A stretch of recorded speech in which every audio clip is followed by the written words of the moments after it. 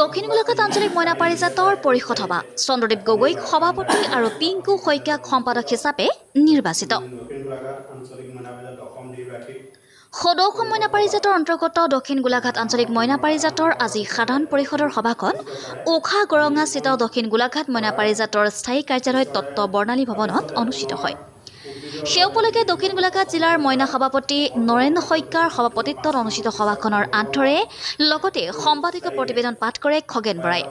সভাত সদৌ মইনা পাৰিজাতৰ সাংগঠনিক সম্পাদক পিংকু শইকীয়াই, কাৰ্যনিৰ্বাহক সদস্য দুগ্ধ দত্ত, গোলাঘাট জিলা মইনা পাৰিজাতৰ সভাপতি যোগেন দত্ত, সাধাৰণ সম্পাদক চিৰণ বৰা, ভাৰপ্ৰাপ্ত সম্পাদক খগেন ফুকন, শিশু মহিয়সী, দেৱজ্যোতি হাজৰিকা আৰু দক্ষিণ গোলাঘাট মইনা পাৰিজাতৰ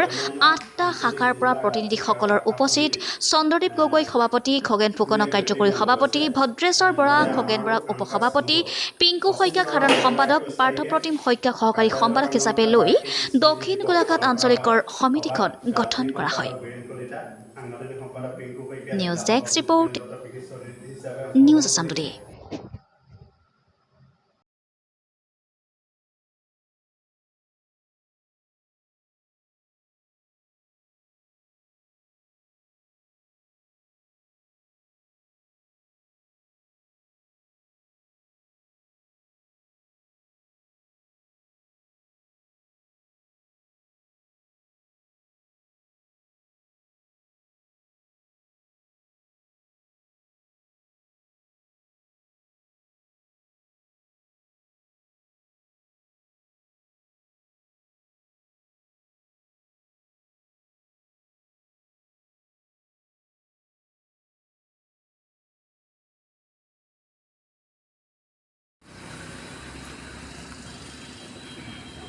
কওকচোন, আজি আপুনি দক্ষিণ গোলাঘাট আঞ্চলিক মইনা পাৰিজাতৰ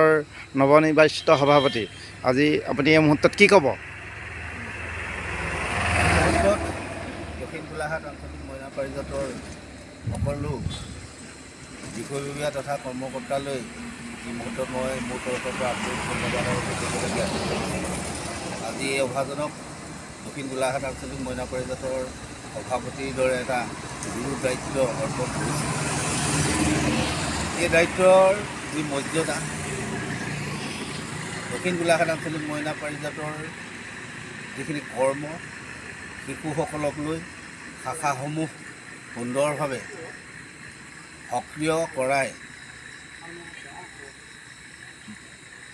মইনাসকলৰ জৰিয়তে বিভিন্ন কাৰ্যসূচী